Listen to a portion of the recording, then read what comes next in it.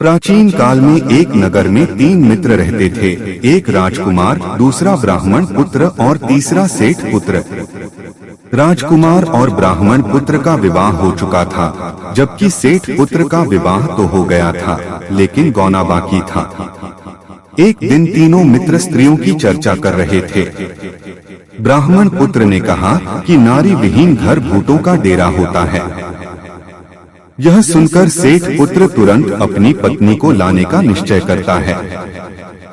सेठ पुत्र अपने घर जाकर अपने माता पिता को अपनी इच्छा बताता है। उसके माता पिता उसे समझाते हैं कि अभी शुक्र अस्त है और इस समय बहुबेटियों को विदा कराकर लाना शुभ नहीं होता। वे उसे शुक्र उदय होने के बाद अपनी पत्नी को लाने की सलाह देते हैं।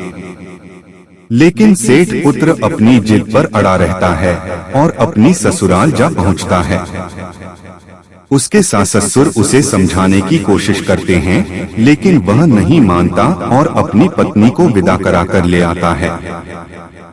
रास्ते में नगर के बाहर उनकी बैलगाड़ी का पहिया टूट जाता है और एक बैल की टांग भी टूट जाती है। पत्नी को भी काफी चोटें आती हैं।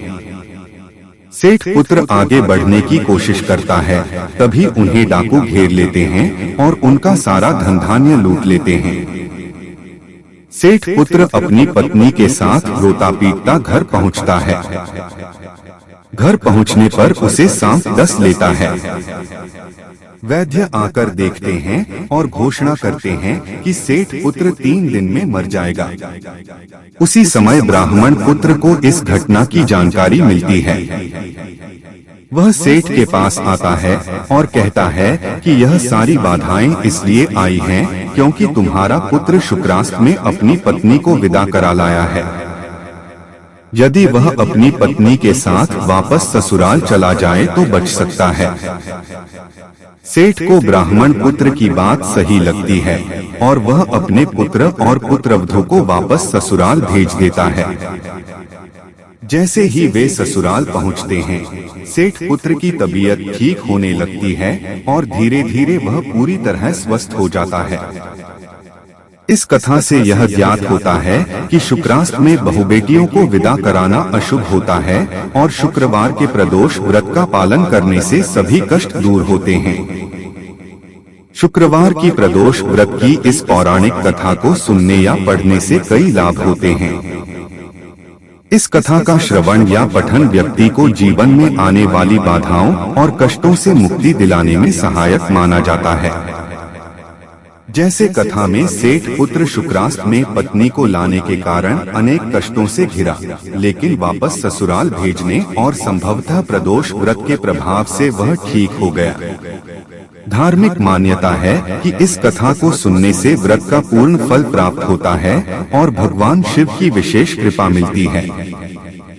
चूंकि यह कथा शुक्रवार के प्रदोष व्रत से जुड़ी है, इसलिए इसे सुनने से सौभाग्य और दाम्पत्य जीवन में सुख समृद्धि बढ़ने की मान्यता है। कथा में ब्राह्मण पुत्र के सुझाव से सेठ पुत्र के स्वस्थ होने की बात इंगित करती है कि इस कथा और व्रत के प्रभाव से रोगों से भी मुक्ति मिल सकती है। किसी भी धार्मिक कथा को सुनने या पढ़ने से मन शांत होता है और आध्यात्मिक उन्नति में सहायता मिलती है। यह कथा भी भगवान शिव की महिमा का बखान करती है, जिससे भक्तों का विश्वास और भक्ति बढ़ती है। कई धार्मिक ग्रंथों में प्रदोष व्रत को पापों का नाश करने वाला बताया गया है और इस कथा को सुनने से उस पुण्य का भागीदार बना जा सकता है।